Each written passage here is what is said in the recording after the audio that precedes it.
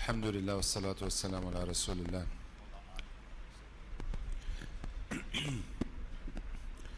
سبحانك لا علم لنا إلا ما علمتنا إنك أنت العليم الحكيم ولا فهم لنا إلا ما فهمتنا إنك أنت الجواد الكريم.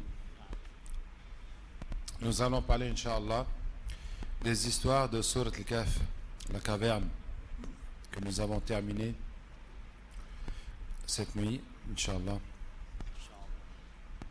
Une fois, les gens de la Mecque, dans leur combat contre l'islam, ont fait appel aux Juifs de Médine pour coincer le prophète sallallahu alayhi wa sallam. Ils ont dit: ah, Muhammad sallallahu alayhi wa sallam nous parle de Ibrahim, de Moussa, de toutes ces histoires que nous ne connaissons pas. On va lui ramener les gens qui connaissent ça. Comme ça, ils vont lui poser des questions et il sera incapable de répondre ou il va dire n'importe quoi. Et donc on va le démasquer comme ça. Donc ils ont ramené les Juifs et les Juifs ont posé au prophète sallallahu alayhi wa sallam 3 questions. Quelle est l'histoire des jeunes qui ont disparu dans un temps lointain? Quelle est l'histoire d'un homme qui a parcouru l'Est et l'Ouest? Et qu'est-ce que l'âme? Qu'en est-il de l'âme? Ruh. Et le prophète sallallahu alayhi wa sallam a dit: je vous réponds demain. Je vous amène les réponses demain. Et il a oublié de dire Inch'Allah. Et donc la révélation s'est interrompue pendant 1 mois. Jibril alayhi salam n'est pas venu voir le prophète sallallahu alayhi wa sallam pendant 1 mois. Allahu Akbar. Allahu Akbar. Naam. Donc la situation était très grave. Parce que les mécréants jubilaient. Les mécréants étaient contents. Ah, il a dit demain. Ça fait 1 semaine, 2 semaines, 3 semaines, 4 semaines. Ah, on l'a démasqué. Ça y est. Enfin, on a fini avec lui. Tout ça, c'était très dur. Et le prophète sallallahu alayhi wa sallam était très soucieux que les gens soient mécréants, que les gens ne croient pas. Il n'était pas soucieux, lui, de son propre honneur, de sa propre fierté. Il était soucieux que les gens aillent mécroient. Et pour ça, quand Allah a descendu cette sourate, Allah a dit: فَلَعَلَّكَ بَاخِعًا نَفْسَكَ عَلَى آثَارِهِمْ إِن لَّمْ يُؤْمِنُوا بِهَذَا الْحَدِيثِ أَسَفًا. Peut-être vas-tu te tuer à cause d'eux, tellement tu te fais du souci qu'ils ne veulent pas croire en ces paroles. Allah dit au prophète sallallahu alayhi wa sallam: mais tu ne vas pas te tuer quand même? Tellement tu penses à eux, tu te soucies d'eux qui ne veulent pas croire. Tu n'y peux rien. Ceux qui ne croient pas, croient pas. Hein? Tu ne vas pas mourir quand même de soucis. Tant pis, c'est comme ça. فَمَنْ شَاءَ فَلْيُؤْمِنْ وَمَنْ شَاءَ فَلْيَكْفُرْ. Dis, c'est la vérité de votre Seigneur. Celui qui veut n'a qu'à croire. Celui qui veut n'a qu'à mécroire. Et c'était une épreuve pour les croyants, pour les musulmans. Est-ce qu'ils vont être déstabilisés dans leur foi ou ils vont garder confiance en Allah et au prophète sallallahu alayhi wa sallam?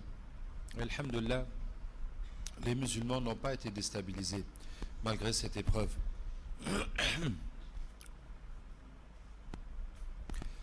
Et puis Allah Ta'ala a descendu le Coran, a donné les réponses. Et Allah Ta'ala a dit: وَلَا تَقُولَنَّ لِشَيْءٍ إِنِّي فَاعِلٌ ذَلِكَ غَدًا إِلَّا أَنْ يَشَاءَ اللَّهُ. Ne dis pas une chose que certes je vais la faire demain, sauf si Allah veut. Est-ce que vous voyez encore la leçon et la pédagogie d'Allah Ta'ala? Hein? Jibril alayhi salam pouvait lui apporter les réponses le lendemain et lui dit: bon, tu sais, tu as oublié de dire Inch'Allah, c'est pas bien. Prochainement, il ne faut pas oublier de dire Inch'Allah. Mais c'est trop facile comme ça. Hein? Mais Allah a laissé 1 mois. Qu'est-ce que vous voyez? Toute la religion en danger. Comme ça, cette leçon-là, le prophète sallallahu alayhi wa sallam et les sahaba ne vont jamais oublier. Ne vont jamais oublier. Et on ne va pas dire Inch'Allah juste pour la formalité. Juste le fait de dire. Non. Parce que vraiment, tu ne peux rien faire si Allah ne veut pas. Hein, et tu dis: je vais faire ça demain si Allah veut. Mais tu peux être malade, il peut se passer 1001 choses. Et tu ne vas pas faire ce que tu disais que tu vas faire. Donc Allah a apporté les réponses. Alors les jeunes qui ont disparu, les jeunes de la caverne, Allah Ta'ala nous raconte. Donc l'histoire c'est que il y avait des jeunes qui étaient croyants dans une ville mécréante. Et pas seulement mécréante, mais les jeunes ont dit innahum in yadharu alaykum yarjumukum aw yu'idukum fi millatihim. S'ils vous trouvent, ils vont vous lapider, ils vont vous tuer, ou bien vous allez revenir dans leur voie. Donc, ils étaient en danger de mort.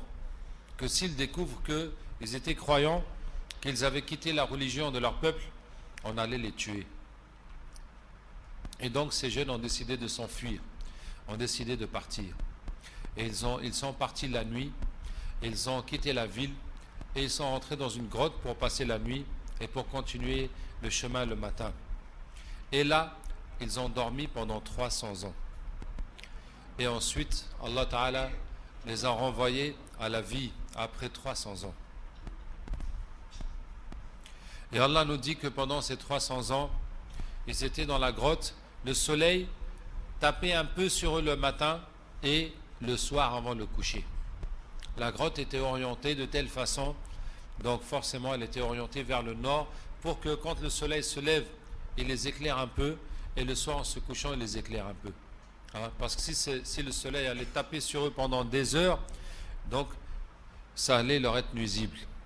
Et aussi Allah Tabaraka wa Ta'ala les retournait, les changer de côté le matin et le soir. Parce que s'ils devaient rester dans la même position pendant 300 ans, donc ils vont être ensevelis dans la poussière.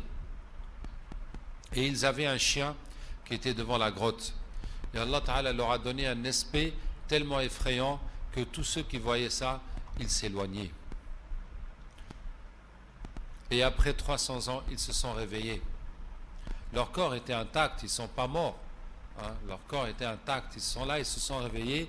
Et la première chose qu'ils ont dit, mais combien de temps nous sommes restés? Parce que ils ont vu des choses bizarres.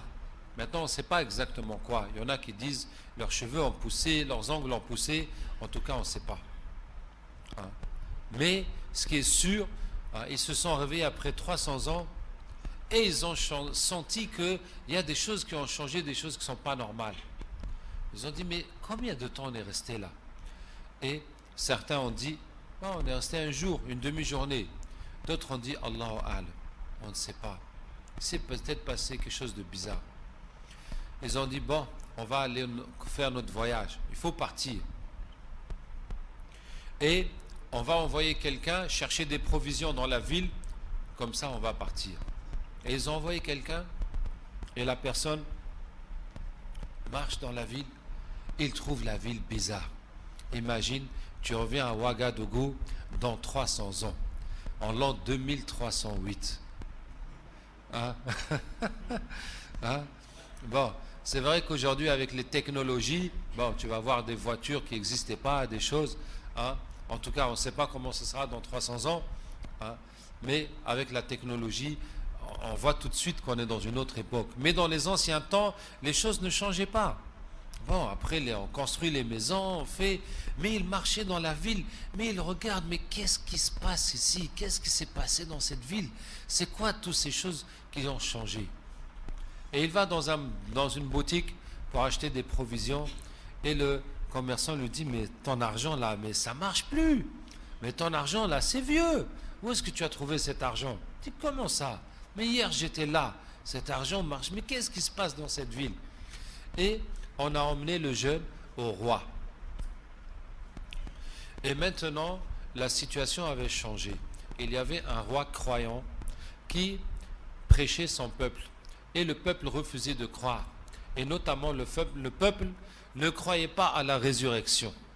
Comment, après la mort, on va revivre et Allah va nous demander des comptes? C'est ça que les gens ne croyaient pas. Et quand on a présenté le jeune au roi, il dit, mais tu es qui, quoi? Il dit, bon, on était là, et il y avait un autre roi, c'était pas toi. Le roi, il s'appelle tel. Et voilà, on a voulu fuir parce qu'on est croyant. Les gens menaçaient de nous tuer. On a dormi dans la grotte et puis on s'est réveillé. Et le roi a su que c'est l'histoire des jeunes qui ont disparu depuis 300 ans. Hein, depuis 300 ans. Et il a emmené la population voir ces jeunes et ils ont vu. Et tout le monde a cru, tout le monde a cru. Ça a été la cause pour que ce peuple-là devienne croyant, croit en la résurrection. Et suite à ça, les jeunes sont retournés dans la grotte et ils sont morts. Ils n'ont pas continué à vivre après. Donc voici la première histoire. Allah Ta'ala nous précise ils sont restés dans leur grotte 300 ans et 9 de plus. Ça veut dire que là où ces jeunes vivaient, les gens comptaient les années solaires. Les années solaires, comme on compte du 1er janvier au 31 décembre. Mais chez le prophète sallallahu alayhi wa sallam, on compte les années lunaires. Et les années lunaires sont plus courtes que les années solaires. Il y a environ 11 jours de décalage. Hein? Et ce qui fait que 11 jours par an, si on fait 30 ans, ça fait 330 jours. Donc si on fait 33 ans, ça fait 1 an de décalage. Donc ça fait pour chaque siècle, il y a 3 ans de décalage. Pour ça, Allah dit, ils sont restés 300 ans, mais il faut compter 9 de plus par rapport à vous. Hein? Chez eux, c'est 300 années solaires. Chez vous, c'est 309 années lunaires.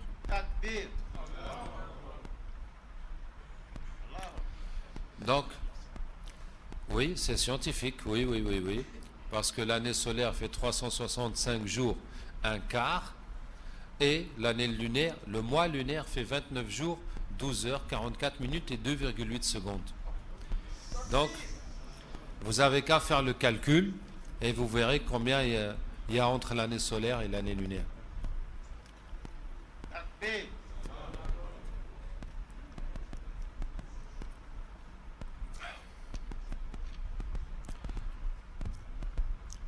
Donc, dans cette histoire,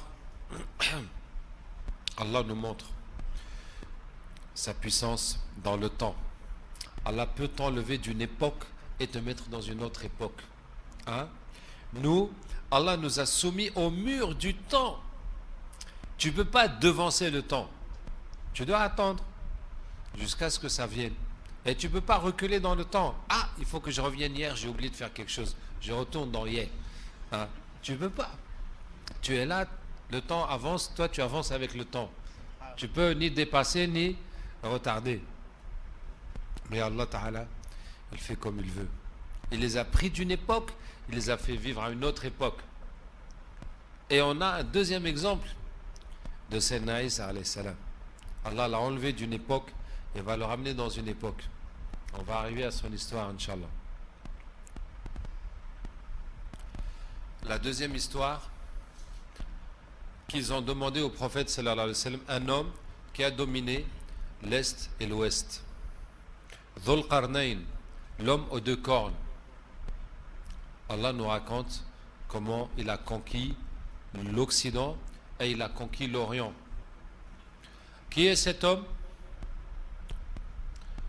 Alors, certains ont pensé à Alexandre le Grand, mais ça ne colle pas vraiment avec Alexandre le Grand. Celui avec qui ça colle le plus, c'est Cyrus le Grand. Et je vais vous dire quelque chose sur Cyrus le Grand. Cyrus, C-Y-R-U-S. Donc si vous allez sur Internet, vous tapez Cyrus le Grand, vous allez avoir des informations. Oui, Cyrus le Grand, il y a des séquelles historiques d'un code qu'il a écrit et ça se rapproche de l'histoire de Dhul Qarnayn. Et ça se rapproche aussi, alors il faut savoir que Dhul Qarnayn, essentiellement aussi, c'est lui qui a fait un barrage pour les Yajouj et Majouj, les Gog et Magog. Que sont les Yajouj et Majouj? C'est des êtres humains, des descendants de Nuh alayhi salam. Nuh avait 3 fils, Sam, Cham et Yafith. Sam a donné les blancs, les arabes, les juifs, les blancs. Et Cham a donné les noirs. Et Yafith a donné les chinois. Les chinois, les turcs, les mongols, les indonésiens, les taïwan, les tututu, les vietnam, les asiatiques. Voilà comment l'humanité s'est divisée en 3 branches. Les noirs, les blancs, les jaunes, les asiatiques. Hein. Et les Gog et Magog font partie des asiatiques. Genre de chinois, mongols, tout ça. Et ils faisaient du mal. Donc c'était quoi? Des tribus sauvages, des tribus destructrices. Et Dhul Qarnayn a fait un énorme barrage en acier. En acier. Et ils n'ont pas pu monter, ils n'ont pas pu transpercer, donc ça les a coincés. Maintenant, on ne sait pas c'est où, et on n'a pas intérêt à partir les chercher. Il vaut mieux les laisser là où ils sont. Mais on pense que c'est dans les Himalayas. Bien.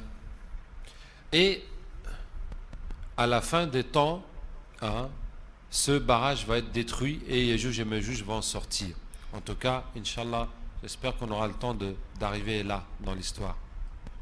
Ce que je voulais vous dire sur Cyrus le Grand, c'est qu'une fois, des Sahaba ont été envoyés par Abu Bakr prêcher l'empereur byzantin, Héraclius, empereur de Byzance, romain, Rome d'Orient, la Byzance, qui était à Constantinople en Turquie actuellement.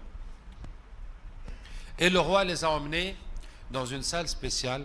Il leur a montré des dessins de personnages qui étaient sur des toiles de soie. Et il y avait d'abord cet homme qui était grand et qui était mat de peau.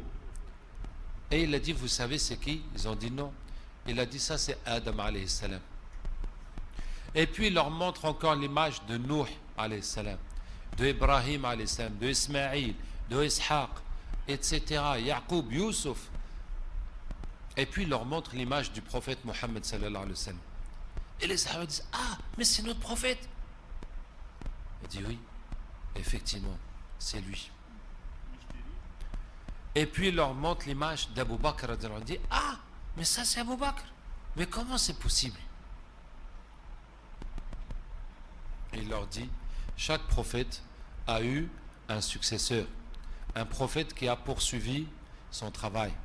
Mais comme votre prophète est le dernier, il n'y a pas de prophète après lui, son successeur n'est pas un prophète, c'est lui. Et c'était du vivant d'Abu Bakr. Et puis il a encore montré les images de Zakaria, Yahya et Isa alayhi salam. Et ils ont dit, mais d'où viennent ces images? Il dit que Adam alayhi salam a demandé à Allah de lui montrer les prophètes de sa descendance. Et Allah lui a descendu ces images. Et Dhul Qarnayn les a trouvées. Dhul Qarnayn a trouvé ces images. Quand on fait des conquêtes, quand on gagne des royaumes, des empires, donc on gagne les trésors royaux. Hein? Et dans les trésors royaux, il y a des choses comme ça très très précieuses que les rois gardent dans leurs trésors. Donc, Dhul Qarnayn a trouvé ça dans ses voyages et dans ses conquêtes. Et puis Dhul Qarnayn les a remis au prophète Daniel. Prophète Daniel. Le prophète Daniel, c'est le seul prophète dont le prénom est identique entre l'arabe et le français.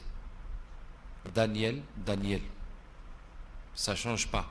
Ibrahim, Abraham, Jésus, Isa, etc. Mais Daniel, c'est Daniel. Il les a remis au prophète Daniel, et puis depuis, voilà, ça s'est transmis jusqu'à cet empereur. Hein? Depuis, j'ai rien entendu. Qu'est-ce que ces images sont devenues? Pourquoi je vous dis ça? Parce que la Bible nous dit que Daniel a rencontré Cyrus le Grand. Et que Daniel, le prophète Daniel, lui a prophétisé, lui a dit beaucoup de choses. À savoir aussi que Cyrus le Grand, c'est lui qui a libéré les Juifs de l'esclavage. Je vous ai dit que les Juifs, quand ils ont trahi leur pacte avec Babylone, les Babyloniens sont venus, ils ont détruit Jérusalem, ils ont détruit le pays des Juifs, ils les ont pris en esclavage jusqu'en Babylone. Et puis, le roi a épousé une femme juive, il a eu un enfant avec elle. Quand cet enfant est devenu roi, il a libéré les Juifs. Et c'est lui qui est Cyrus le Grand. Donc sa mère est juive. Hein? Et la Bible le qualifie de oint de Dieu, ça veut dire élu de Dieu. Donc, le fait qu'on a dans cette histoire des Sahaba la rencontre entre Daniel et Dhul Qarnayn, et cela se trouve encore dans la Bible, que Daniel a rencontré Cyrus le Grand, c'est un élément de plus qui fortifie cette possibilité. En tout cas, ce n'est pas trop important de savoir qui exactement est Dhul Qarnayn, mais quand même, c'est dommage que les musulmans, nous n'ayons pas exploité les données coraniques pour chercher dans l'histoire. Puisqu'Allah Tabaraka wa Ta'ala nous dit, on a récité ça ce soir, أَفَلَمْ يَسِيرُوا فِي الْأَرْضِ فَتَكُونَ لَهُمْ قُلُوبٌ يَعْقِلُونَ بِهَا أَوْ آذَانٌ يَسْمَعُونَ بِهَا. Mais est-ce qu'ils n'ont pas parcouru la terre et avoir des cœurs pour comprendre et des oreilles pour entendre? Donc Allah nous dit des choses, et c'est à nous d'utiliser l'archéologie, l'histoire, l'anthropologie, pour aller voir ce dont Allah nous parle. Bon. Mais bon, même si on n'a pas fait, si les autres ont fait, on va exploiter les informations que les autres ont trouvées. Au moins. Puisqu'on n'a pas été capable d'aller chercher nous-mêmes les informations. Donc, voici la deuxième question. La troisième question, elle t'interroge sur l'âme. Et Allah Ta'ala dit, mais c'est dans Sourate Al-Isra, وَيَسْأَلُونَكَ عَنِ الرُّوحِ قُلِ الرُّوحُ مِنْ أَمْرِ رَبِّي وَمَا أُوتِيتُ مِنَ الْعِلْمِ إِلَّا قَلِيلًا. Il t'interroge sur l'âme, dit l'âme est de l'affaire de ton Seigneur, et vous n'avez reçu de science que très peu. Et là, les Juifs ont dit, Wallahi, c'est écrit la même chose dans la Torah. C'est écrit pareil. Bon, malgré que le prophète sallam a donné les réponses, que Allah a donné les réponses, ils n'ont pas cru. Ni les Juifs, ni les Mécois. Alhamdulillah qui nous a guidés à l'islam. La troisième histoire, dans Sourate Al-Kahf, c'est l'histoire de deux voisins, un qui était riche, un qui était pauvre. Celui qui était riche, Allah dit, on lui a donné 2 jardins, dans lesquels jaillissent 2 sources. Il y a l'eau qui coule chez lui. Et ces jardins, ils sont comment? Il y a des dattiers, des palmiers dattiers. Après, il y a des arbres fruitiers, les oranges, les pommes, les mangues, les papayes, mais bon, les abricots, les choses. Après, il y a les vignes. Vous savez, les vignes qui vous leur poussent le raisin, c'est des buissons. Et après, en bas, il y a les plantes.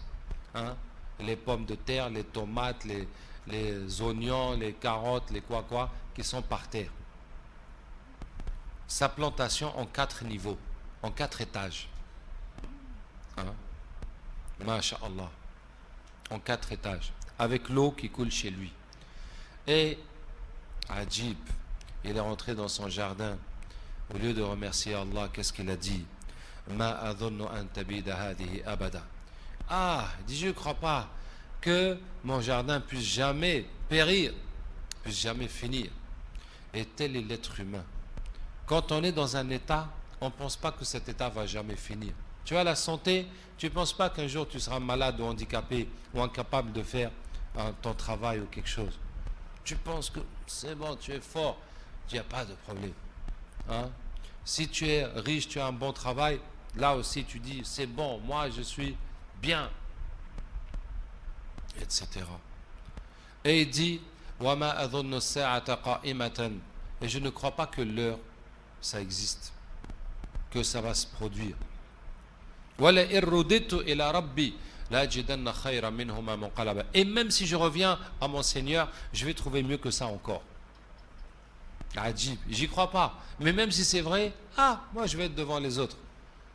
Moi, monsieur tel, moi que tout le monde respecte, que tout le monde se courbe devant moi, qu'est-ce qui va m'arriver de mal? Pas possible. La même façon que tout le monde se courbe devant moi, même s'il y a le jour dernier, ils vont tous se courber devant moi encore. قال له صاحبه وهو يحاوره. Son camarade lui a dit أكفرت بالذي خلقك من تراب ثم من نطفة ثم سواك رجلا. Est-ce que tu as renié celui qui t'a créé de terre et puis d'une goutte de sperme et puis qui a fait de toi un homme? Regardez la profondeur de ces paroles. Est-ce que tu renies celui qui t'a créé de terre? Mais toi là, toute cette fierté, hein, toute cette gloire, tout cet orgueil, d'où tu viens? Tu étais où avant de naître? Avant, hein, avant d'être dans le ventre de ta mère? Avant que tes parents ne se connaissent, tu étais où? Toi-même, tu étais dans les tomates, dans les dattes, dans les pommes, dans la terre, dans l'eau, dans l'air. Tu étais éparpillé partout. Et Allah t'a ramassé. Hein? Et Allah t'a mis dans le sperme de ton père. Allah nous dit plusieurs fois dans le Coran, فَلْيَنْظُرِ الْإِنسَانُ مِمَّا خُلِقَ, que l'homme regarde de quoi il est créé. خُلِقَ مِنْ مَاءٍ دَافِقٍ, il est créé d'une eau qui sort. Bon. Dans un autre verset, مِنْ مَاءٍ مَهِينٍ, d'une eau qui n'a pas de valeur. Hein, qui n'a pas de valeur. D'une eau même honteuse. Quand tu as ça sur tes vêtements, tu ne vas pas aller montrer ça à quelqu'un. Il faut que tu te nettoies d'abord. Hein? Donc Allah nous dit, regarde, chaque fois que tu vois cette eau-là, regarde, rappelle-toi comment Allah t'a créé. أَفَرَأَيْتُمْ مَا تُمْنُونَ, Allah dit, vous voyez ce que vous éjaculez? أَنْتُمْ تَخْلُقُونَهُ أَمْ نَحْنُ الْخَالِقُونَ, c'est vous qui en faites un enfant ou bien c'est nous? Hein, tu peux prendre ça et tu vas fabriquer le bébé avec? C'est Allah. Donc il dit, et ensuite, ثُمَّ سَوَّاكَ رَجُلًا, et puis qui t'a équilibré un homme. Regarde, tes os sont là, tu es debout, tu as des muscles, tu vois avec tes yeux, tu écoutes, tu entends avec tes oreilles, tu réfléchis. C'est Allah qui t'a donné tout ça. Comment tu peux le renier? Hein? وَلَوْلَا إِذْ دَخَلْتَ جَنَّتَكَ قُلْتَ مَا شَاءَ اللَّهُ لَا قُوَّةَ إِلَّا بِاللَّهِ. Si seulement, en rentrant dans ton jardin, tu dis Ma sha Allah, c'est Allah qui a voulu ça, il n'y a de force que par Allah. Hein, tout vient d'Allah, tout est la force d'Allah. فَعَسَى أَنْ يُؤْتِيَنِي رَبِّي خَيْرًا مِنْ جَنَّتِكَ, peut-être que Allah me donnera mieux que ton jardin. Et toi, il va lui envoyer quelque chose pour la détruire, ou son eau va disparaître, tu ne pourras plus y accéder. وَأُحِيطَ بِثُمُورِ, et Allah a ramassé son jardin. Hein? Allah ne dit pas de quelle façon, mais Allah lui a tout ramassé. فَأَصْبَحَ يُقَلِّبُ كَفَّيْهِ, et le voici maintenant en train de se retourner les mains, hein, de retourner ses mains, hein, عَلَى مَا أَنْفَقَ فِيهَا, se désolant de tout ce qu'il a investi. وَيَقُولُ يَا لَيْتَنِي لَمْ أُشْرِكْ بِرَبِّيَ أَحَدًا, et maintenant il dit, ah, je n'aurais jamais dû associer quelque chose à Allah. Hein? وَلَمْ تَكُنْ لَهُ فِئَةٌ يَنْصُرُونَهُ مِنْ دُونِ اللَّهِ, il n'y avait pas un groupe qui pouvait l'aider contre Allah. وَمَا كَانَ مُنْتَصِرًا, il n'a pas été victorieux. هُنَالِكَ الْوَلَايَةُ لِلَّهِ الْحَقِّ, maintenant c'est là qu'il faut vraiment prendre Allah comme maître et personne d'autre. هُوَ خَيْرٌ ثَوَابًا وَخَيْرٌ عُقْبًا, sa récompense est meilleure et la finalité avec Allah est meilleure. Dans cette troisième histoire, Allah encore montre sa puissance. Hein, et le fil, le lien qu'il y a dans toutes ces histoires, qu'il y a dans Surat Al-Kahf, c'est qu'Allah montre sa puissance de plusieurs façons différentes. Hein, les jeunes, Allah montre sa puissance dans le temps. Allah peut t'enlever d'une époque, te mettre dans une autre époque. Allahu Akbar. Takbir. Allah peut faire comme il veut. Réveillez-vous. Et puis, Dhul Qarnayn, Allah lui a donné la puissance sur terre. La puissance, la puissance, la puissance.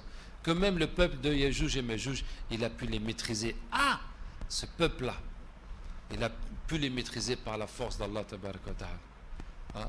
Et puis, voilà, Allah montre sa puissance dans la richesse. Allah donne à qui il veut, arrache à qui il veut. Hein? Puisque cet homme-là, Allah Ta'ala dit, dès le premier verset, donne-leur l'exemple de deux hommes. On a donné à l'un d'eux, c'est Allah qui a donné.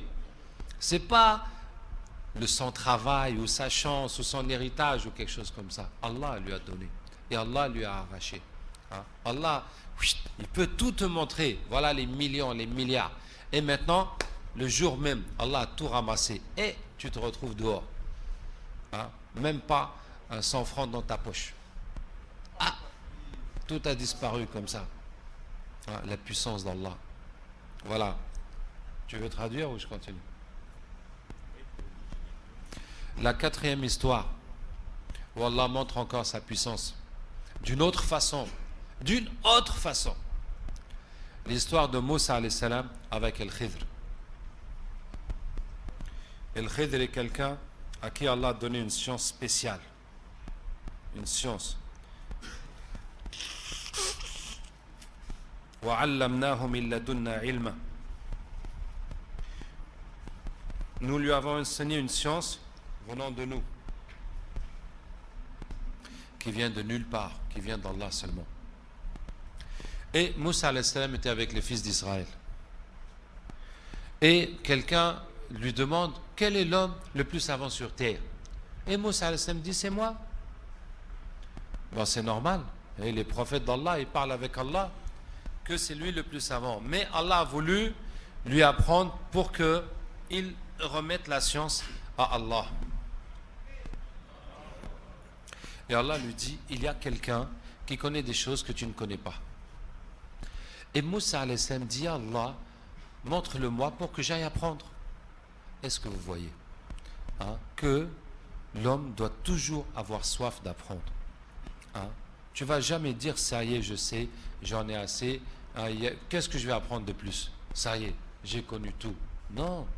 Et il y a encore beaucoup à apprendre. Et quand Moussa était avec El-Khidr dans le navire, un oiseau a pris de l'eau dans la mer, et El-Khidr dit à Moussa, Moussa, ta science est ma science, devant la science d'Allah. C'est comme ce que cet oiseau a pris dans cet océan. Donc, quelle que soit la science que tu as, ce que tu as là, par rapport à ce qui reste à apprendre, c'est comme une goutte dans l'océan. Donc tu dois toujours mettre dans ta tête comme le premier jour que tu es rentré et que tu connaissais rien du tout. Tu vois? Comme ces nouveaux convertis qui viennent faire la shahada, il fait la shahada, maintenant il connaît rien. Bon, peut-être qu'il a lu des choses sur l'islam. En tout cas, il arrive, c'est maintenant qu'il va apprendre. Donc tu dois rester toute ta vie comme ça. Comme celui qui vient de faire la shahada et il a les yeux ouverts, les oreilles ouvertes, il veut tout apprendre. Donc Moussa veut apprendre, alayhi salam. Et Allah lui dit, bon, tu vas aller, garde ce poisson. Là où tu vas perdre le poisson, tu vas trouver ce monsieur. Et il va. Et il dort un moment au bord de la mer. Et quand il dort, le serviteur, Moussa était avec son serviteur, s'est réveillé. Il s'est réveillé et le poisson est sorti du sac et le poisson est parti rentrer dans la mer. Et le serviteur s'est rendormi. Et après, quand ils se sont levés pour continuer le chemin, il a oublié de dire à Moussa alayhi salam. Et ils sont partis. Et puis Moussa lui dit, on est vraiment fatigué de ce voyage, il faut sortir à manger. Et c'est là que le serviteur se rappelle, tu te souviens là où on a dormi, le poisson est sorti, le poisson qui était mort, qui était fumé ou sec ou quoi, et il est rentré dans l'eau. Et j'ai oublié de te dire. Et Moussa dit, mais c'est ça même qu'on attend. Où est-ce qu'on va perdre le poisson? Et ils sont retournés, ils ont trouvé le Khidr assis là-bas. Et Moussa alayhi salam lui dit, est-ce que je peux te suivre pour apprendre le bien que Allah t'a enseigné? Vous voyez, Moussa alayhi salam maintenant devient un élève, un petit talibé qui vient demander, est-ce que s'il te plaît, je peux rester avec toi pour apprendre? Et en même temps, regardez la pédagogie, une fois de plus. La pédagogie, que Moussa alayhi salam ne lui a pas dit, est-ce que je peux m'asseoir avec toi et explique-moi qu'est-ce qu'Allah t'a appris pour que j'apprenne? Non, dit, je veux aller avec toi, vivre avec toi, voyager avec toi, voir ce que tu fais, vivre ce que tu vis pour apprendre. C'est comme ça, apprendre dans la vie, dans l'action, dans la réalité, sur le terrain. Bon, maintenant, tout le monde a compris que quand on fait des études à l'université, il faut des stages pratiques. Sauf dans les universités islamiques. C'est vrai ou pas? Il n'y a pas de stage pratique. Ou bien il y en a. C'est vrai ou pas? Dans les écoles... Les universités islamiques, pourquoi il n'y a pas de stage pratique?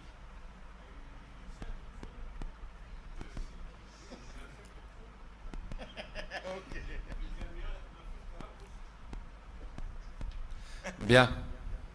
En tout cas là, c'était l'enseignement pratique. Et Al-Khidr lui dit, قال إنك لن تستطيع معي صبرا. Il dit, oh, tu ne pourras pas patienter. وكيف تصبر على ما لم تحط به خبرا. Et comment pourrais-tu patienter pour des choses que tu ne comprends pas? Ah, Moussa n'est pas qualifié pour venir apprendre. Non, non, non, toi tu n'es pas bon pour... On peut pas, ta candidature n'est pas recevable. On ne peut pas t'accepter ici. Ah, Moussa alayhi salam, il n'a pas les qualités qu'il faut pour venir apprendre. Ah, mais Moussa voulait absolument apprendre. قال ستجدني إن شاء الله صابرا. Dis Inch'Allah, je vais être patient. ولا أعصي لك أمرا. Je te désobéis pas. Dis-moi ce que tu veux. Pose les questions, les conditions que tu veux. Je vais faire comme tu dis. Ah, vous voyez comment Moussa alayhi salam se rabaisse. Pour apprendre la science, il faut se rabaisser bien comme il faut. Et Moussa a dit, Inch'Allah, je serai patient. Mais il n'a pas été patient du tout. À chaque fois, il a fait ce qu'il ne fallait pas faire. Et Allah nous donne un autre Inch'Allah, je serai patient, dans le Coran, de Ismaïl alayhi salam. Quand son père lui dit, j'ai vu en rêve que je te tue, que je t'égorge. Ibrahim alayhi salam savait ce que ça voulait dire, mais il ne savait pas comment dire ça à son fils. Donc, il commence par lui dire, ah, j'ai fait un rêve bizarre, que je t'égorge. Mais qu'est-ce que ça peut bien vouloir dire? Pour introduire le sujet. Mais tout de suite, Ismaïl alayhi salam dit, Ya abati fa'al ma tu'mar. Mon père, fais ce qu'Allah t'ordonne de faire. Il ne faut pas zigzaguer.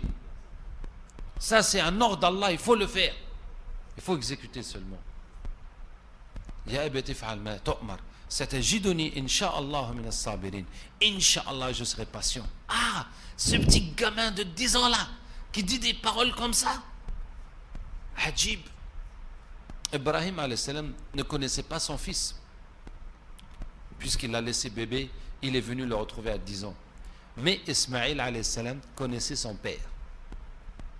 Parce que sa mère lui avait beaucoup parlé de son père. C'est bien que, puis comment Ismaïl sait interpréter le rêve? Où est-ce qu'il a appris ça? Ibrahim sait. Mais Ismaïl, c'est sa mère qui lui a appris.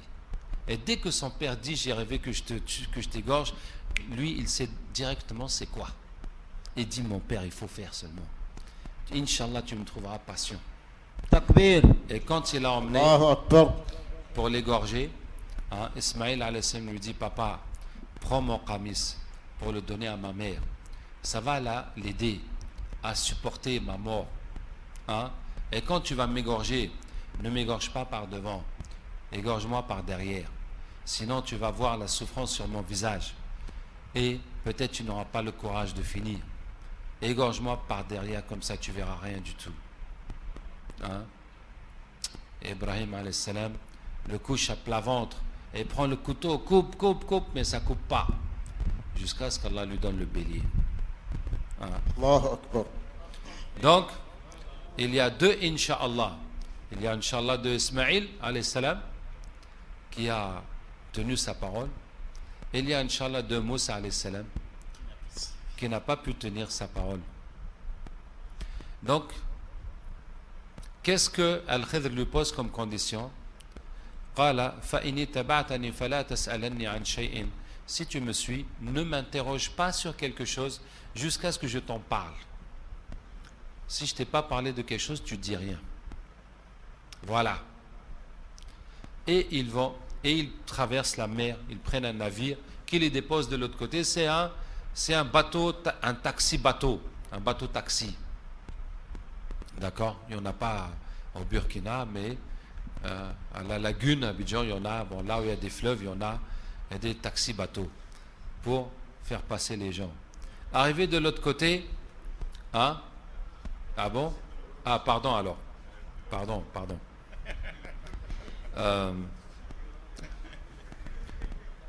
Pirogue, voilà.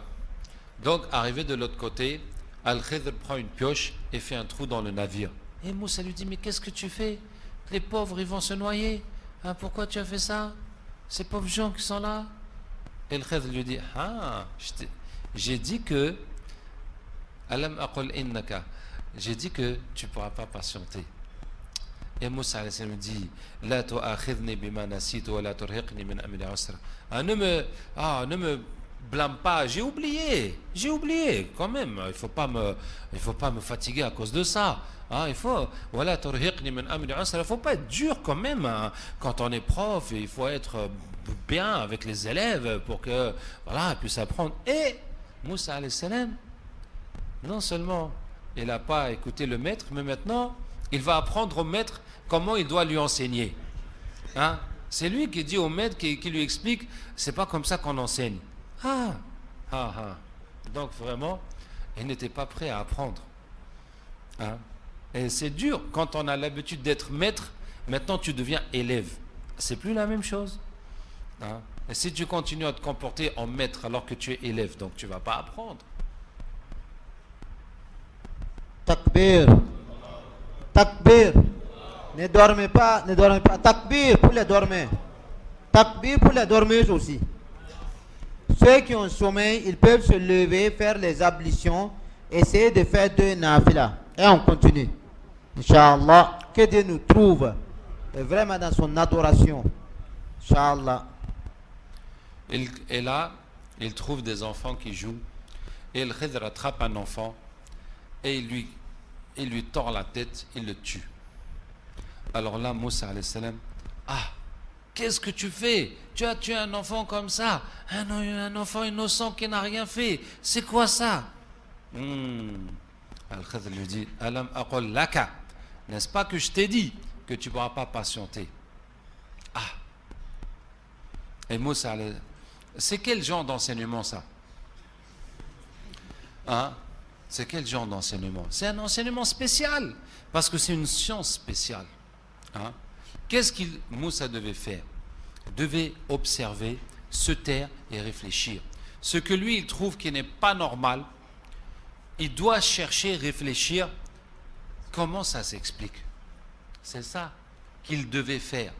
Il a trouvé le navire, mais pourquoi il a trouvé le navire? Est-ce qu'il y a une raison? Mais quelle peut être la raison qu'il a trouvé le navire? Et il va chercher à comprendre. Demander à Allah de lui expliquer jusqu'à ce que Allah va lui donner cette science. Puisque c'était ça. Ça veut dire, le Khidr ne lui a pas dit, c'est impossible que tu apprennes ce que j'ai. Il lui a dit, c'est possible, mais il y a une condition. Mais toi, tu ne peux pas remplir cette condition. Donc, si on peut remplir cette condition, on peut accéder à cette science. Est-ce que vous voyez que c'est possible? C'est juste qu'il fallait quoi? Il fallait se taire et réfléchir. Ya Allah, fais-moi comprendre pourquoi ça c'est comme ça. Et tu vas réfléchir jusqu'à ce que Allah t'ouvre. Et petit à petit, tu vas comprendre les choses. Qu'Allah nous aide. Et donc, et quand il a tué l'enfant, Moussa alayhi salam dit, il dit, c'est bon, si je te pose encore une question, tu me lâches. Moussa maintenant a voulu forcer, s'engager, comme on dit, à mettre sa main, mettre la corde à son cou. Ça veut dire pour que il ne recommence plus. Et si je te pose encore une question, alors tu n'as qu'à me laisser tomber. D'accord. Il continue. Ils arrivent à un village, ils demandent l'hospitalité. Bon, pour les étrangers, on refuse de leur donner quelque chose. Ils vont s'asseoir quelque part, et il y a un mur qui est en train de tomber, et le Khidr lui dit, allez viens, on va reconstruire le mur.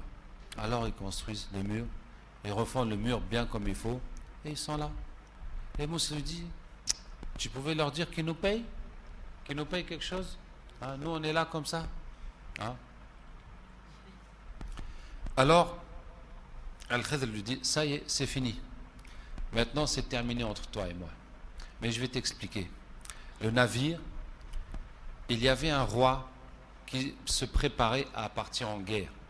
Et il confisquait tous les navires. Et donc j'ai voulu trouer leur navire pour que le roi le laisse. Et le jeune là, ses parents étaient croyants. Il allait devenir méchant et leur faire beaucoup de mal. Et Allah a voulu leur changer par un enfant qui soit pieux et qui soit bon. Et le mur là, il y a un trésor sous le mur. Ce trésor appartient à 2 orphelins. Allah a voulu qu'ils grandissent pour qu'ils trouvent leur trésor, parce que leur père était pieux.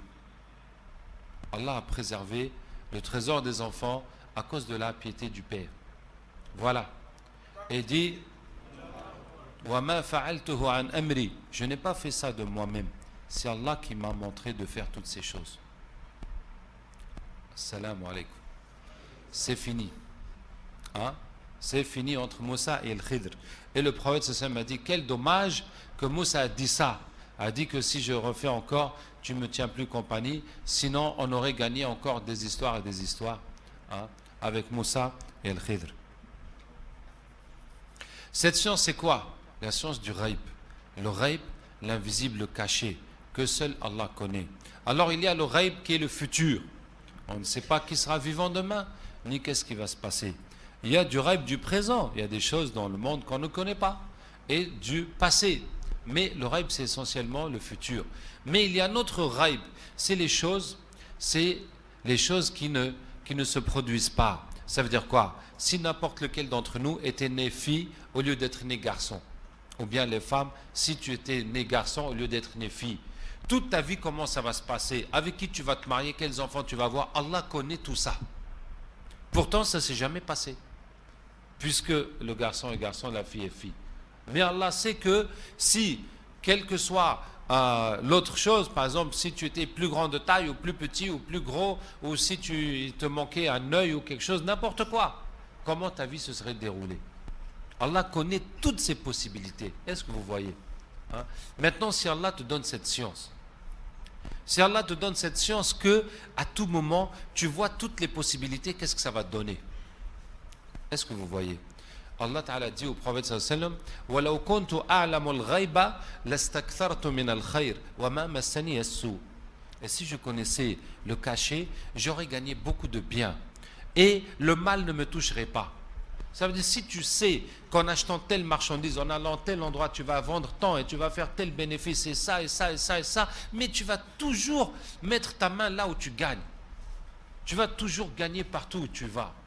Et jamais tu vas avoir un accident ou un problème où on va te voler, parce que tu sais que si tu déposes ça là, on va te le voler, donc tu ne déposes pas. Que si tu vas là, tu vas faire un accident, donc tu n'y vas pas. Donc tu vas constamment éviter le bien et gagner, éviter le mal, pardon, et gagner le bien. Et vous voyez la puissance qu'Allah Ta'ala donne à un homme juste avec la science. Ça veut dire le Khidr qui a cette science-là, il n'a pas besoin d'avoir peur d'aucun roi, d'aucune armée. Parce qu'il sait à tout moment comment éviter tous les problèmes. Il n'a pas besoin de se promener avec de l'argent dans sa poche. Parce qu'il sait à tout moment où trouver sa nourriture. Vous voyez? La puissance qu'Allah Ta'ala donne à un homme juste avec la science. Juste avec la connaissance. Vous voyez? Donc vraiment dans cette sourate, Allah a montré ces 4 histoires avec 4 formes différentes de puissance d'Allah Tabaraka wa Ta'ala. La puissance d'Allah dans le temps, avec les jeunes de la caverne. La puissance d'Allah dans la terre, dans l'espace et la suprématie sur terre, hein, avec Dhul Qarnayn. La puissance d'Allah dans la richesse, qui donne et qui arrache à qui il veut. Et la puissance d'Allah avec sa science. Hein. Allah peut te donner la science de prendre des voies qui sont toujours gagnantes dans ce monde. Maintenant, on va parler de l'histoire de Dajjal, l'Antéchrist. L'histoire de Dajjal, elle est où dans le Coran? Elle est où? Surat al-Isra, le voyage nocturne. Allah Ta'ala dit Subhana alladhi asra bi'abdihi layla min al-masjid al-haram ila al-masjid al-aqsa. Gloire à celui qui a fait voyager son serviteur la nuit de la mosquée sacrée à la mosquée la plus éloignée ou la plus proche, Jérusalem. La mosquée de Jérusalem. Voilà un sujet d'actualité. Et juste après, Allah Ta'ala nous parle de cette mosquée. Nous parle de cette mosquée quand Allah dit وَقَضَيْنَا إِلَى بَنِي إِسْرَائِيلَ لَتُفْسِدُنَّ فِي الْأَرْضِ مَرَّتَيْنِ. Nous avons décrété pour les fils d'Israël que vous allez faire corrompre la terre 2 fois et atteindre un très haut niveau. وَلَتَعْلُنَّ عُلُوًّا كَبِيرًا. Et vous allez vous élever très haut. 2 fois dans votre histoire. La première fois, c'était au temps de Sulayman alayhi salam, auquel Allah a donné un royaume qui ne sera jamais égalé, puisqu'il y avait les hommes, les djinns, les animaux, le vent qui étaient sous ses ordres. Après Sulayman, ce royaume a été détruit, comme je vous ai dit, au temps de Babylone, par les Babyloniens. وَكَانَ وَعْدًا مَفْعُولًا. Et ça, c'est une promesse qui a été exécutée, Allah dit. Ça, c'est une première fois, c'est déjà fait. ثُمَّ رَدَدْنَا لَكُمُ الْكَرَّةَ عَلَيْهِمْ. Puis, nous allons vous donner votre revanche. Et nous allons vous donner plus d'enfants et plus de biens. Une deuxième fois, la suprématie des Juifs sur terre. Allah dit, ça va venir. Et c'est ce que nous sommes en train de vivre. فَإِذَا جَاءَ وَعْدُ الْآخِرَةِ. Quand viendra la dernière promesse, لِيَسُوءُ وُجُوهَكُمْ. Ils vont, comment dire, لِيَسُوءُ وُجُوهَكُمْ. Ils vont rabaisser, avilir vos visages. Ils vont vous humilier, vous rabaisser. وَلِيَدْخُلُوا الْمَسْجِدَ كَمَا دَخَلُوهُ أَوَّلَ مَرَّةٍ. Et qu'ils rentrent dans la mosquée de Jérusalem, Al-Aqsa, comme ils l'ont conquise la première fois. On revient à la mosquée de Jérusalem. Donc, les Juifs ont le pouvoir sur terre. Je ne vais pas rentrer dans les détails de ça. Ils utilisent leur pouvoir pour augmenter leur pouvoir.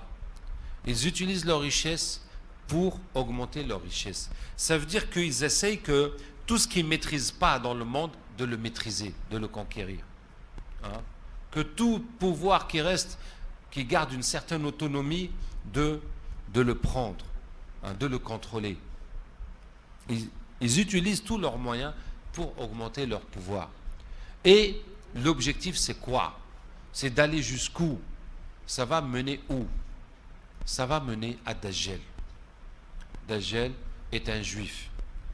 Le prophète sallallahu m'a dit, son armée, c'est les juifs. Mais presque toute l'humanité va le suivre. Alors qu'est-ce que Dajjal? Le charlatan, le faux messie, qui se prétend Isa et qui se prétend Dieu. Le prophète sallallahu dit, il va apparaître entre la Syrie et l'Irak. Il va semer le mal à droite, à gauche. Après, il dit qu'il est prophète. Après, il dit qu'il est Dieu. Et le prophète sallallahu dit, il n'y a pas, depuis la création de Adam alayhi salam jusqu'à la fin du monde, une affaire plus terrible que l'affaire de Dajjal. Et que chaque prophète a averti son peuple. Et que forcément, il sera dans notre peuple. Puisque on en est la dernière communauté. Et avant que Dajjal ne vienne, il va y avoir 3 années. Une année où le tiers de la pluie ne descend pas. Une deuxième année où les 2 tiers de la pluie ne descendent pas. Une troisième année où il n'y a pas une goutte de pluie qui descend. Et quand Dajjal va venir, il donne un ordre au ciel et il pleut, et il donne un ordre à la terre et ça pousse. En pleine crise alimentaire, crise, c'est lui qui apporte la solution. Et il va faire toute la terre, sauf la Mecque et Médine, où il ne peut pas pénétrer. Quand il arrive devant Médine, il y a des anges qui surveillent chaque ruelle, voilà, chaque entrée de Médine, et qui l'empêche de rentrer. Il dit, ah, ça c'est la ville de cet homme, Mohammed sallallahu alayhi wa sallam. Et il va y avoir un tremblement de terre à Médine, tous les hypocrites et mécréants vont sortir pour le rejoindre. Et le prophète sallallahu alayhi wa sallam a dit qu'il a une mule, entre ses 2 oreilles, il y a 30 mètres. Donc, Allahu A'lam, c'est un avion personnel avec lequel il va parcourir la terre. Le prophète sallallahu alayhi wa sallam dit, sa vitesse sur terre, c'est comme la pluie poussée par le vent, comme les nuages poussés par le vent. Et quand il arrive à un village, à une ville, à un peuple, il leur demande de croire en lui. Quand ils croient en lui, tout à coup, ils deviennent riches. Leur bétail revient plein, gras, plein de lait et plein de graisse. Et tous leurs plantes poussent, tous leurs champs poussent. Et quand il passe par des gens qui refusent de le suivre, qui ne croient pas en lui, il s'en va. Tout ce qu'il possède part avec lui, comme des essaims d'abeilles. Tout ce qu'il possède comme objet, comme richesse, comme nourriture, tout ça s'en va avec lui. Il se retrouve avec rien. Et le prophète sallallahu alayhi wa sallam a dit que la nourriture des croyants au temps de Dajjal sera celle des anges. Subhanallah, walhamdulillah, wa la ilaha illallah, wallahu akbar, c'est ça qu'on va manger. Et le prophète sallam dit qu'il y a des musulmans qui vont suivre Dajjal, qui vont dire on le suit uniquement pour la nourriture. Et bien sûr, quand ils vont se retrouver avec Dajjal, avec les autres, qui l'adorent, qui quoi, et qui mangent là-bas, c'est fini. Ils vont devenir comme eux. Puisque déjà, la personne a mis dans son cœur que c'est pas Allah qui me nourrit, c'est Dajjal qui me nourrit. Et Dajjal a avec lui 2 anges, un à droite, un à gauche. Quand il dit aux gens je suis Dieu, l'ange à droite dit tu mens, et personne ne l'entend. Et l'ange à gauche dit à l'ange à droite tu dis vrai, et tout le monde l'entend. Et les gens pensent que l'ange à gauche répond à Dajjal. Ils voient Dajjal qui dit je suis Dieu, ils n'entendent rien de l'ange à droite, ils voient l'ange à gauche qui dit c'est vrai ce que tu dis. Donc ils pensent que voilà, les anges même sont là pour confirmer. Et Dajjal a avec lui le paradis et l'enfer qui sont inversés. Quand un des siens meurt, il le jette dans le paradis, mais en fait c'est l'enfer. Et quand un musulman meurt, il le jette dans l'enfer, mais en fait c'est le paradis. Mais les gens voient le contraire. Et le prophète sallallahu alayhi wa sallam a dit Dajjal, pour vous dire, les juifs, ça c'est un juif, son armée c'est des juifs, c'est eux les premiers à le suivre et à organiser ses activités. Les chrétiens, ils attendent Jésus. Ils attendent Jésus, Dieu, qui va venir mettre la paix et l'amour sur terre. Donc eux aussi, ils attendent Dajjal pour le suivre. J'étais une fois en Inde, j'ai rencontré un brahman, un religieux, un imam, hindou, et je lui dis votre religion c'est comment? Il a dit chez nous, Dieu n'envoie pas de prophète. C'est Dieu qui vient lui-même régler les choses sur terre. Il dit en tout, il doit venir 10 fois. Jusque-là, il est venu 9 fois. Ce gros bonhomme, tu vois, assis comme ça c'est Dieu la dernière fois qu'il est venu. Il dit la 10e fois, il va mettre la paix et l'amour dans toute la terre. J'ai dit ces gens-là, ils attendent Dajjal pour le suivre. Et aussi le prophète sallallahu alayhi wa sallam a dit, quand Dajjal va venir, tous les shayatines de la terre vont aller le voir. Ils vont lui dire, nous sommes sous tes ordres. Il leur dit, allez annoncer aux gens que je suis leur Dieu. Et ils vont venir chez la personne sous forme de son père, sa mère, ses frères, sa femme. Il dit, Dieu est là, Dieu est venu, Dieu est là. Il dit, non, Dieu n'est pas borgne, parce que Dajjal est borgne. Il a un œil qui est comme un raisin sec. Dans un hadith, c'est l'œil droit, dans un hadith, c'est l'œil gauche. En tout cas, il est borgne. Et il dit, vous êtes des shayatines. Et ils s'en vont. Et aussi, le prophète m'a dit qu'entre ses yeux est écrit kafir, mécréant. Que tout croyant peut le lire, même si ce n'est pas lire. Et le prophète dit, si vous voyez Dajjal, lisez 10 versets du début de Sourate Al-Kahf, de la caverne. On revient encore à la caverne. Et dans une autre version, c'est 10 versets de la fin de Sourate Al-Kahf. Ensuite, le prophète m'a dit, quand Dajjal va venir, un homme des croyants va aller à sa rencontre, va se diriger vers lui. Et il se fait attraper par les gardes de Dajjal. Ils disent, mais où tu vas? Il dit, je vais à celui-là qui est sorti, à celui-là qui fait toute cette affaire. il ne dit pas à ce menteur, il ne dit pas à Dieu, il leur dit rien. Il leur dit, je vais à celui-là qui fait toute cette histoire. Hein? Ah, ils disent, mais tu ne crois pas à notre Dieu? Et il dit, ah, je connais mon Dieu très bien. Encore une fois, il leur dit rien. Que c'est mon Dieu, que c'est pas mon Dieu. Il dit juste, je connais très bien mon Dieu. Hein? Et ils disent, tuez-le. Et puis ils disent, non, votre Dieu vous a interdit de tuer qui que ce soit sans sa permission.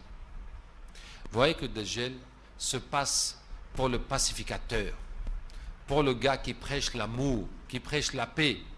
Puisque dans son prêche, il n'a pas besoin de violence, il n'a pas besoin de tuer, il n'a pas besoin de brutaliser. Tu crois? Pouf, la pluie tombe, les plantes poussent. Tu crois pas? T'as plus rien. C'est que c'est tout. C'est pas plus compliqué que ça. Hein? Donc vraiment, tout ce que les gens souhaitent, Dajjal va leur donner. Les gens sont fatigués de la crise économique, de la pauvreté, il va leur donner. Les gens sont fatigués de la corruption, des dictatures, voilà, c'est Dieu qui est là pour mettre l'ordre sur terre. Qu'est-ce que tu veux de plus? Hein? Les gens sont fatigués des guerres, c'est terminé. Il y a l'amour, il y a la paix, il y a la fraternité dans le monde. Hein? Tous les problèmes que les gens sont fatigués, Dajjal va leur apporter les solutions. Et il l'emmène à Dajjal. Quand il l'emmène, ce croyant-là, il fait quoi? Il s'adresse aux gens. Ya ayyuhan nas, hadha al-masih al-kadhab, alladhi qala Rasulullah sallallahu alayhi wa sallam.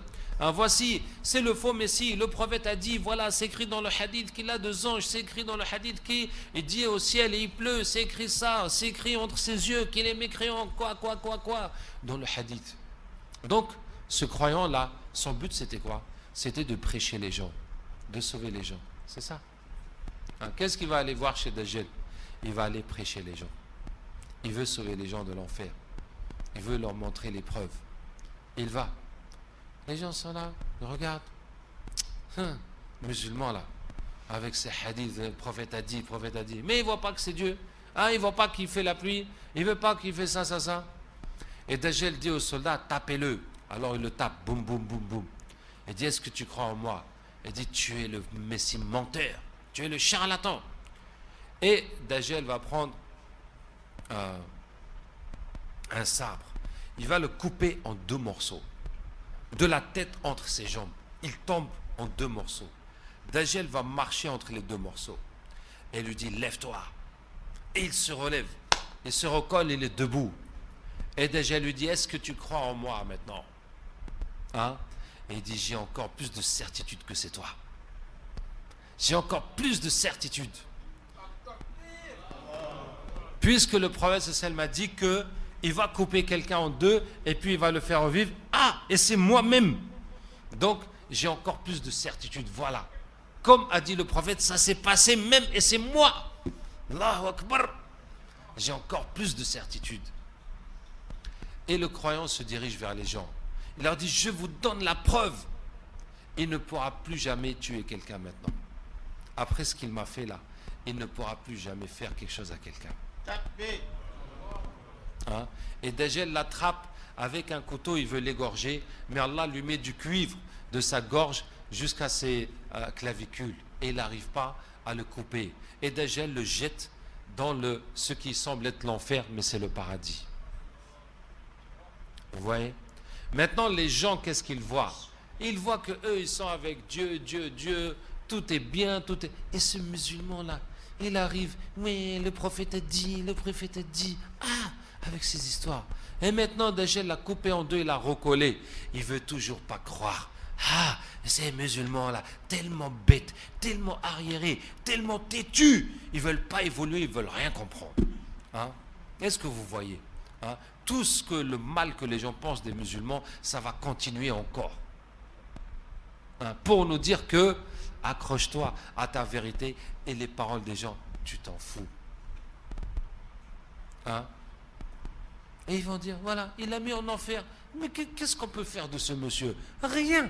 On l'a coupé en 2, on l'a recollé, il veut toujours pas croire. Qu'est-ce qu'on peut faire plus que ça?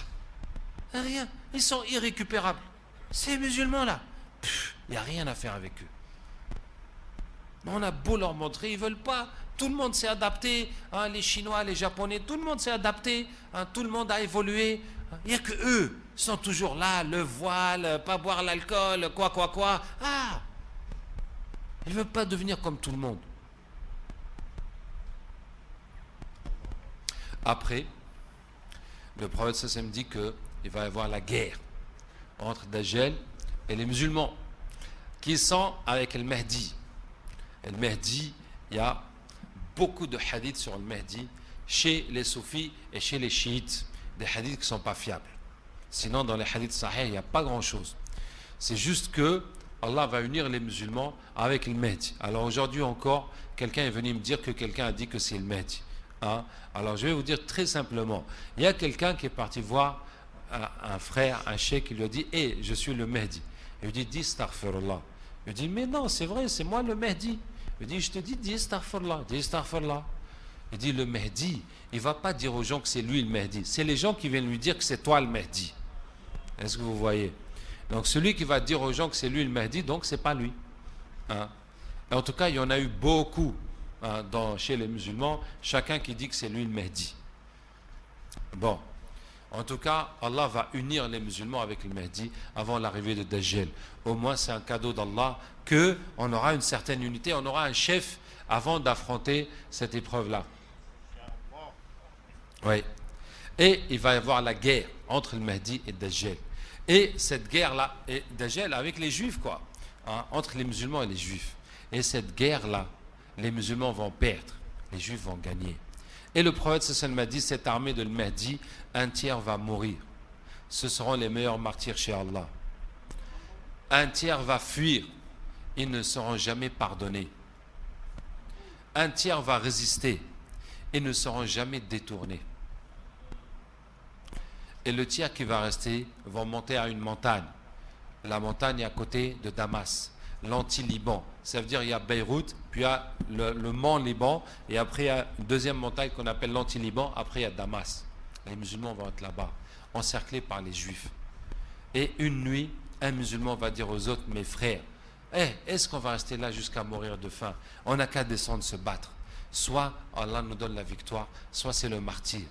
Et il va les motiver, et ils vont être prêts, et ils vont faire sobh tout au début de l'heure pour attaquer les juifs et Dajjal avant que le jour ne se lève. Et quand l'imam s'avance, quand on fait l'iqama, c'est là que Isa alayhi salam va descendre sur eux. En posant ses mains sur deux ailes d'ange. Et il descend du ciel. Et l'imam lui dit, avance, dirige la prière. Il dit non, cette prière elle est pour toi. Et Isa alayhi salam va prier derrière le Mahdi. Et après ils attaquent les juifs. Et Isa alayhi salam, tous mécréants qui sentent son odeur meurent. Et son odeur va jusqu'où va son regard. Ça veut dire il suffit qu'ils regardent comme ça, les mécréants ils meurent, ils tombent comme des mouches. Hein? Et quand Dajjal va le voir, il va fondre comme du sel dans l'eau. Et il va s'enfuir. Et Isa alayhi salam va le chasser jusqu'à ce qu'il le rattrape à la porte de l'Oud à Jérusalem. Et c'est là qu'il va le tuer. Et les musulmans vont combattre les juifs jusqu'à ce que les juifs se cachent derrière les arbres et les pierres. Et les arbres et les pierres les dénoncent. Disent, hé musulmans, viens, il y a un juif derrière moi, viens le tuer. Sauf un arbre qui s'appelle Al-Gharqad, que j'ai trouvé plusieurs explications. On dit l'avocatier, on dit autre chose. En tout cas, cet arbre que les juifs sont en train de planter en Israël. On va plus manger l'avocat.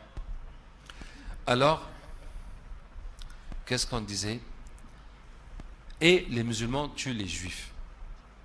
Et maintenant, Allah Ta'ala dit à Isa alayhi salam de rassembler les musulmans à la montagne de Tour parce qu'il va lâcher des créatures que personne ne peut combattre.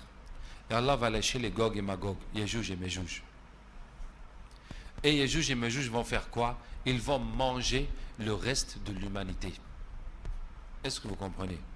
Les musulmans n'ont pas suivi Dajjal. La majorité de l'humanité a suivi Dajjal. Les juifs qui sont ses soldats, qui sont son armée, les musulmans vont les tuer. Les autres, tous les autres qui ont suivi Dajjal, Yéjouj et Méjouj vont les manger. Et il ne va rester que les croyants sur terre. Et quand les musulmans seront avec Isa dans la montagne, hein, ça va être dur, dur, et ils vont supplier Allah Ta'ala de les libérer, et Allah va envoyer des vers dans les gorges de Yajouj et Majouj, ils vont tous mourir ensemble. Et puis Allah va envoyer des oiseaux qui vont emmener leur corps, parce que leurs cadavres sont sur toute la terre. Et puis Allah Ta'ala envoie une pluie qui va nettoyer la terre, et les bénédictions vont venir dans toute la terre. Parce que Sayyidina Isa alayhi salam va régner pendant 7 ans, dans un autre hadith 40 ans. Et pendant le règne de Sayyidina Isa alayhi salam, il n'y aura pas de divergence entre deux personnes. Il n'y aura pas un désaccord entre deux personnes. Il n'y aura plus de péché sur terre. Hein? Et là, Allah va faire des bénédictions. Qu'un groupe va manger d'une grenade et se mettre à l'ombre de son écorce. Hein? Et qu'un groupe de gens va boire la traite d'une brebis. Et qu'un quartier va boire la traite d'une vache. Hein? Et des masses de gens vont boire la traite d'une chamelle. Il y aura une telle bénédiction. Et puis le prophète sallam dit que après la mort de Isa alayhi salam, Isa va se marier, avoir des enfants. Après sa mort, il y aura un calife des musulmans. Quand ce calife va mourir, 3 ans plus tard, le Coran va quitter la terre. Le Coran va être levé. Ça veut dire que les choses vont se dégrader très très vite. Le Coran va quitter la terre en 3 phases. D'abord, ceux qui l'avaient en mémoire vont l'oublier. Ne seront plus le Coran. Les pages où le Coran sont écrites vont être blanches. Et troisièmement, les inscriptions et les inscriptions coraniques vont s'effacer. Hein? À un moment, Allah Ta'ala va envoyer une bête qui va tamponner les gens, croyants, mécréants, hypocrites. Et puis une nuit va venir, une nuit très très longue. Dans cette nuit, Allah va envoyer un vent qui va prendre les âmes de tous les croyants. Il n'y aura plus que les mécréants sur terre. Ce matin-là, le soleil va se lever de l'ouest. Et les gens vont hurler de se repentir. Mais la porte du repentir est fermée. Il n'y a plus de repentir qui est accepté. Et le soleil se lève jusqu'au milieu du ciel. Et après, il se recouche à l'ouest. Et il se relève à l'est. Et les gens vont encore vivre 100 ans dans la pure mécréance. S'éloigner de plus en plus de Dieu. Adorer les fétiches. Hein? S'accoupler dans la rue comme des bêtes. Et le prophète sallam dit, ce seront les pires créatures d'Allah. Et c'est sur eux que l'heure va se lever. Qu'il y aura la fin du monde. Qu'Allah nous aide. سبحانك اللهم وبحمدك نشهد أن لا إله إلا أنت نستغفرك ونتوب إليك سبحان ربك رب العزة عما يصفون وسلام على المرسلين والحمد لله رب العالمين